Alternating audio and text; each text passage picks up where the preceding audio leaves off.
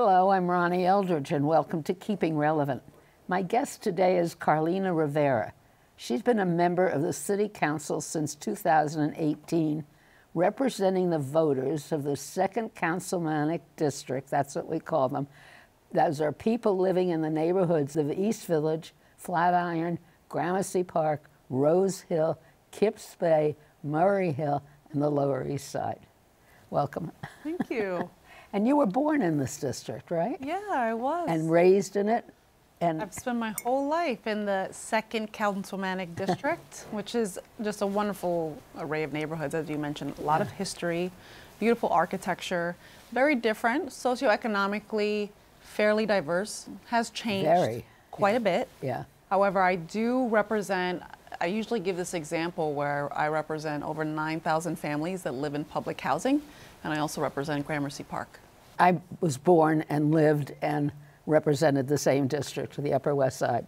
Only it wasn't the Upper West Side, it was called the West Side when I grew up. But it had the same kind of mixture, you know, it always had the swanky Riverside Drive, Central Park West, and then we always had public housing, a lot of it. Yeah. And isn't that interesting that like how the name change, you know, real estate and the way we now designate neighborhoods, and that's all sort of manufactured, but still it means so much to us as New Yorkers. It's like Rose Hill. I love that Rose Hill. Yeah. Yeah. But it is interesting because it's very different. When you say the Lower East Side is a whole different culture, you know, it's all different. People used to, when they asked me where I grew up, I would say Stanton Street, and they would say, "Where's that?" Yeah. And now most people know where it is, and that it's actually going to cost them $15 to get a cocktail these days. So, you know, good and the bad. It's coming up too. Did you, when you grew up, did you participate in all the activities so that you grew up as part of a community? Yeah, I was a very local kid. Like I would play basketball across the street at Hamilton Fish. I would go to the pool on 10th Street, on Avenue D, and I would certainly be involved in whatever activities were around. Like I was always in the library in Hamilton Fish and even Jefferson Market, and wherever there was really free programming and services, that's where you would typically find me at a Henry Street settlement summer camp, or wherever my mom could find financial assistance. And that was really who we were. It's a beautiful community there, and I love it. I still feel very much at home when I walk the streets. And most people now, when they see me and my baby, and they remember me when I was a baby, and it's something really, really special about that. And so you try to preserve it, and you try to bring in as much, you know, information and resources as you can. But I was certainly a very, very local person. So in addition to being local, were you political? Were you interested in politics? You know, I would say that one thing that was always important to my family was voting. So maybe we never discussed like running for office or anyone in the family becoming an elected official. But I would say that there were 3 times like my grandparents or my family would dress up, and it would be to get on an airplane, to go to church, and to vote. And I just think that that was very much what they felt was their responsibility, or just how they were such an important member of their own community. And voting was like every year, and my mother would bring me to the booth, and that's when you had the curtain. And don't you remember that curtain? I love so satisfying, right? Yeah, absolutely. It's beautiful. It was a beautiful thing. So that was always instilled, and she was very much involved in the Tenants Association and the local police, the precinct community council meetings. So I did have that sort of like taste of what it's like to be involved in hyper local politics, but it wasn't until I was older that I joined a community campaign for affordable housing, which was the Seward Park Urban Renewal Area. Did you join a political party? You know, it's funny. we were Democrats. I remember when I was registering to vote, I thought, you know, I can be an independent person, which, by the way, in New York City, as you know, independent is like not what people think it is, right? If you want to vote, you should really be a Democrat. But my family they're lifelong Democrats, and that's pretty much what we would talk about. It was, again, we weren't overly political, but we always were aware of, you know, who to contact when we needed something. And that was really I owe that to the people in my community who really showed us you know, it's good to have a good relationship with your councilwoman, or, you know, you really should know where to go to get that information. And I think that's important in the city. Yeah. Do people vote in your elections? Yeah, I would say that when I look at turnout, and you know, New York isn't great in turnout, just period. Terrible. What are we, like 46th overall in the nation? Yeah. It's bad. It's terrible. When you look at my community in my district, I would say that we do turn out. We're not quite, you know, Upper West Side, Harlem, Fort Greene, but when you look at East Village, Alphabet City, Lower East Side, we do show up.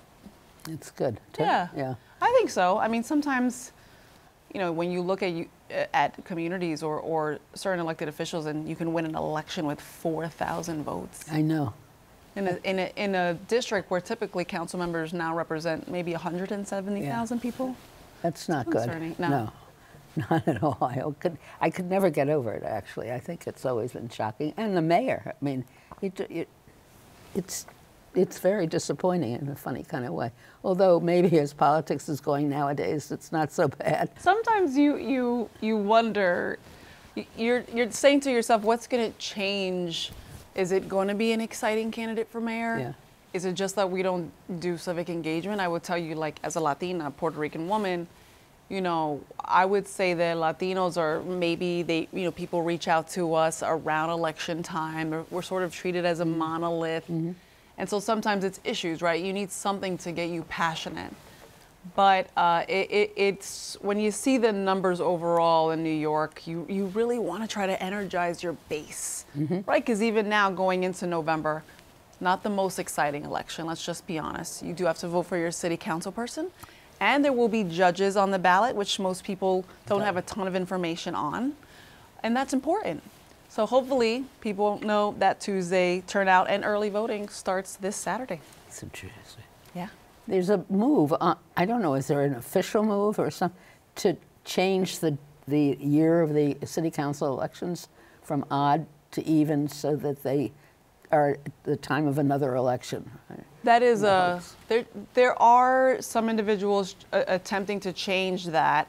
I know at the state, even I would say that my federal elected colleagues, we are interested in figuring it out. I think that if you put everything in the same year, certainly. Yeah, but like this year, it's going to be abysmal. It's going to be really bad. I mean, just based on what we saw in the June primary, you know, what's going to happen in November, it'll be a little bit better, but we're not expecting much. Are there any races on for this year? I mean, contests? There are a couple. There are a couple of competitive city council races.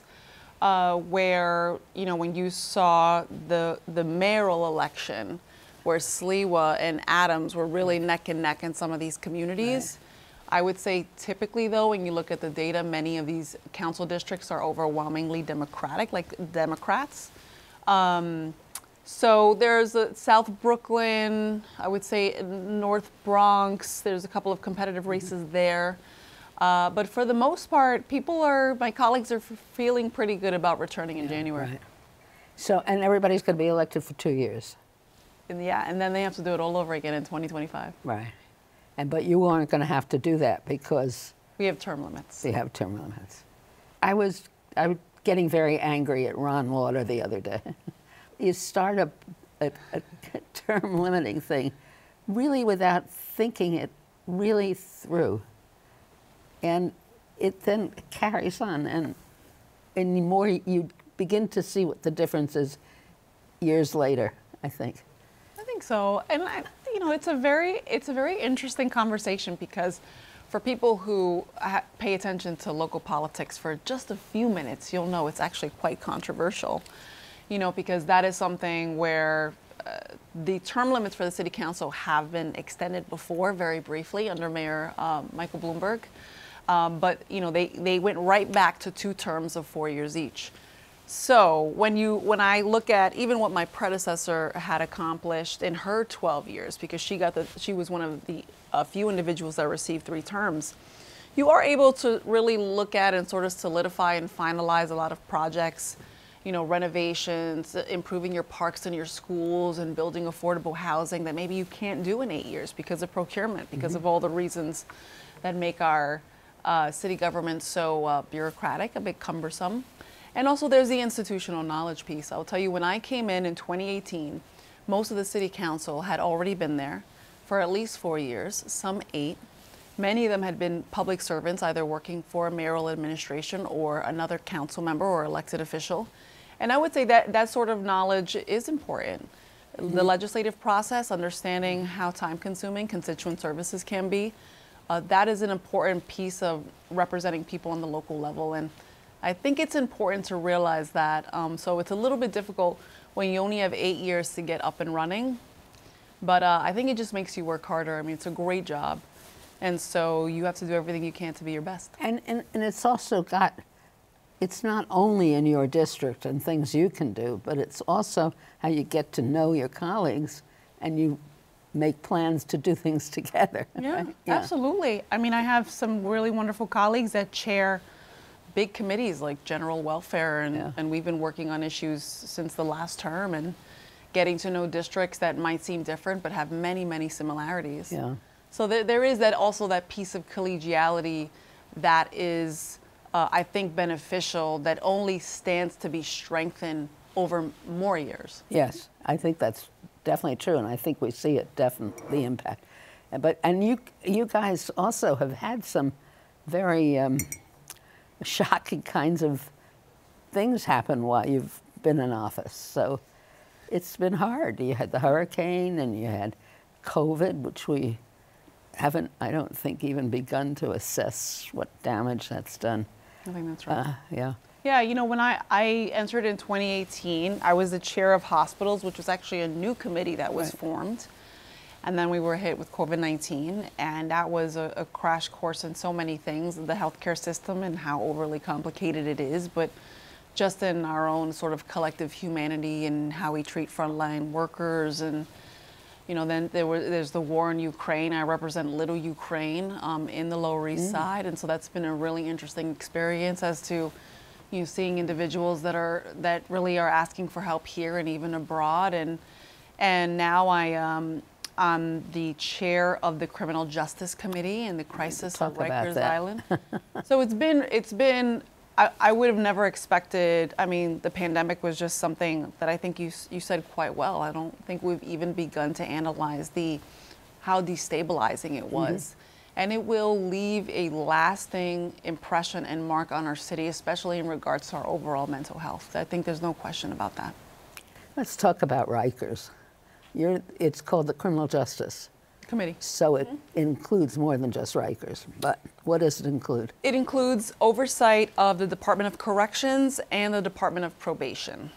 So you can imagine, the Department of Probation is a very important agency, especially, I would say, if you look at the relationship and really the impact it has on young people specifically with alternatives to incarceration programs and really trying to figure out how we ensure that people aren't going to Rikers if they don't have to. It's something that we are always working on. I mean, the majority of people at Rikers are actually awaiting their court date. They are not convicted. Overwhelmingly people of color, low income immigrant people. And it has just been deeply dysfunctional for decades. And that's a hard thing to really even imagine you can try to turn around or have some sort of lasting impression on in even 4 years of chairing, let alone the 2 that I have had. So I've tried to think of, okay, well, what legislative solutions, right? What do we need to do? We have to reduce the population. There's no question. The population has gone up. Arrests are up since Mayor Adams took office. Also, the population now has a higher percentage of people who are diagnosed with mental health, so almost half. And that is all very startling. And so some of the bills that I've passed, jail population review teams to bring people together to review cases and try to determine who shouldn't be on the island. How do you do that? Who do you bring together? Oh, you'll bring medical experts, advocates, public defenders, a district attorney's office. So it's just this very... all cooperating? I mean, do you have to depend on everybody to cooperate? Yeah, it's a model that has worked in other places. Clearly, we are a very large municipality, and our jail population is very big. But reducing the population is going to take a review of cases. It's going to take better court production, so streamlining case processing, which is also slowed down. And it also will really have to look at the relationships of sort of all the city agencies themselves, because right now, Department of Correction, they have an absentee problem in terms of their employees, corrections officers, but it's also a really hard job. No one is safe on the island, incarcerated or officer. And that's been interesting to discuss while there is a federal monitor currently discussing receivership, which, by the way, has been going on, like 7 years already? Yeah. So it's a very difficult committee. I would say every committee hearing in which I'm preparing and talking to advocates, It's exciting, though. It is exciting. It is exciting because it's a huge agency with a ton of responsibility. And to meet families of people that are either some that have passed away while at Rikers, or even justice impacted people who are bringing their lived experience. Yeah. So it's a privilege. Yeah. I don't think people have the faintest clue about what it's like to be in jail. I think that's right. And I also think it is sensationalized by the media. Yeah. Every single thing that happens in New York City. I mean, Rikers is a terrible place. Yeah. There are other terrible carceral systems across the nation. But we're New York City, we move markets. We are what people are looking at for policy innovation and leadership. And so, no, I don't think people understand that there is a real fear of going into Rikers Island and not coming out with your life. Yeah. And then also the public safety component, which is, people say, well, the city is like this because of bail reform. I was going to ask you, with bail reform, where really is the objection to bail reform? I mean, is it in more administrators and judges and people in the business?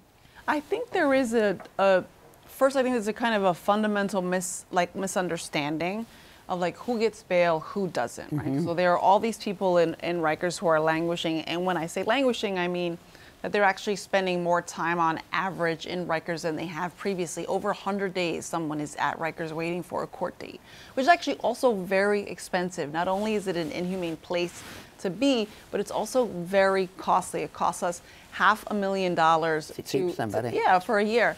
And I think with bail, and I know our state colleagues are always working on the messaging, and the governor has really kind of changed, went and reformed it twice, and try to be in response to public safety concerns. And I think people just have to understand that bail and how it's set for people that can't afford it and can, it's very, very, very different. So I do think the public safety piece of how safe the city is sometimes misunderstood. I will tell you that I've been taking the subway a long, long time. I've been in the city my whole life. I know it's constantly evolving, but I think we're also trying, and I think it's a great place to live. Right. No, we don't want to give it up, right? It's terrible. That's right. I tell people we'll be here when you're ready. But the whole prison system across the country is so terrible. Yeah. And so discriminatory and just, I mean, it's a person's life we're dealing with. Right. And I think sometimes people forget that these are real. We don't have a sense of forgiveness or a sense of understanding of complexity of life. And I think that part of that comes then from the political people, no? Yeah, no, I think many of us we have a responsibility to be fair and to represent every person. You never know. When we mentioned judges on the ballot this November as maybe not being the most exciting. One thing I tell people to try to get them to pay attention is, well, you never know when your next day in court is going to be. And I can be very serious or not, but these are people's loved ones. These are sons and daughters and brothers and sisters, and they're going into a system that is actually quite dangerous. And sometimes it's something like shoplifting, and we have to look at why do the criminalization of poverty sort of in the same breath as well. And I think that's hard for people to understand because they're not quite seeing people who are incarcerated, I feel like, as human beings. It's hard to change that mindset, I think. How do you approach, or maybe you just don't have the time, to look at the question of the disparity in incomes and like, you know, what are people doing to do it, how to get, what kind of work they're doing and what they're thinking of. Do you find, where do you find the stimulation or something for that when you're so busy doing all these other, you know, day-to-day things? Great question. I think I try to look at it as what is the key stabilizing forces in a person's life. And it's typically healthcare, housing, food, and education. Sounds very basic, but that is typically having those four very sort of essential things available to you will change your life. Mm-hmm. So that's how I try to govern. That's how I try to wake up in the morning and decide, well, how do I prioritize, you know, my role in the city budget? How do I prioritize constituent cases? You know, I'm very interested in people's opinions on legislation that the city council is passing. And I have hundreds of cases of people who are living in substandard conditions in housing.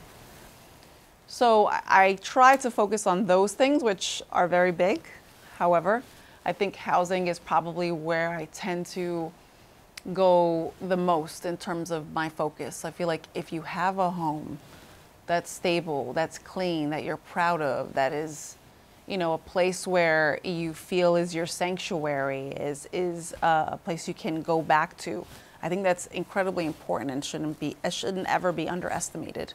So that's my focus is many people who are in the system, even in the criminal legal system, they're homeless, they're underhoused. Totally.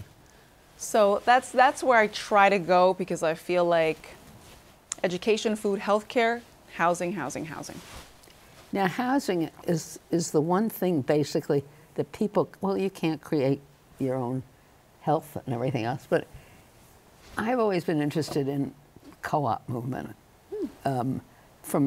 even from high school, but of people's ability to provide their own housing. And if we could only take part of this whole segment of the real estate industry and say, sorry guys, you're going to have to change and we're going to have to take part of this for all over. I mean, to do something really radically different so people could really put their own housing together. I don't know. I love that. I have a bill like that. Oh, do actually, you? It's called the Community Opportunity to Purchase Act. Oh, I saw that bill. Tell me what that is. All right. So it would give affordable housing developers and community land trusts the first opportunity to purchase land for sale, essentially. And that's for a few reasons. One is like, let me interrupt for a minute. Please. What's the CLT, Community Land Trust? Yeah. Excellent question. I usually try to define that when I open up, but community land trusts are this form of ownership. And one great example is Cooper Square, in the Cooper Square area of Lower East Side, East 4th Street, where they own the lands. And so you have affordable housing and affordable commercial space right in the storefront. And so this was part of a movement actually across the country. That's the first community land trust, Cooper Square. More than about a dozen have actually like sort of sprouted all over the city in every borough, including Staten Island and the North Shore. And so what COPA would do, this act, is give the CLT, the Community Land Trust, or an affordable housing developer kind of like first bite at that apple. And what the issue is that real estate developers, the larger hedge funds, they're a bit more sophisticated. They can put an offer together a bit more timely. And so it's really not fair in terms of the playing field. We're just trying to level it. So this bill is, I guess, seen as quite radical. It has not, I've gotten a hearing in the city council. Part of the legislative process is you get a hearing and hopefully you get it passed into law, your bill. But we haven't quite moved there. As you can imagine, the Real Estate Board of New York doesn't like the bill and feels it's just something I think has to be done at this point. I think CLTs are a great model. I think affordable housing developers should be prioritized in a time of crisis. Right. This isn't taking, it would produce more housing, and I think people are afraid, and it's actually, we've done this already. There's a similar legislation in San Francisco. And in fact, we need to do more. You see the housing crisis in San Francisco too. So this is one step, one of many we have to take to tackle this urgent issue. So I agree. It's something that I try to put as a legislative solution that I'm very proud of, and I hope to pass it before I leave. Oh, I hope so. Thanks.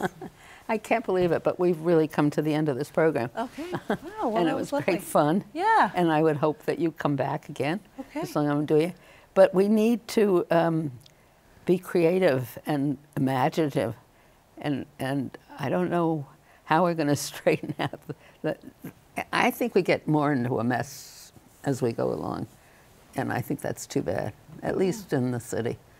So Yeah, I think we are. need We'll stay hopeful, right? I know Right, you're someone who. we're very optimistic. I'm cautiously optimistic. Well, caution. All right. I think you're someone who has seen the city and people who have served the city in many iterations, many different personalities, and I think there's reason to be hopeful. It's tough. It's tough out there. It's tough in this city. I think your government should be working for you. Right. And that's something that people should realize, and hopefully that gets them fired up enough to go to the ballot box. That would be great, wouldn't it? Yeah. It's a great privilege to be the city councilwoman, and I encourage anyone who's interested to run, especially women. Very exciting. Yeah. Thank you. Thank you.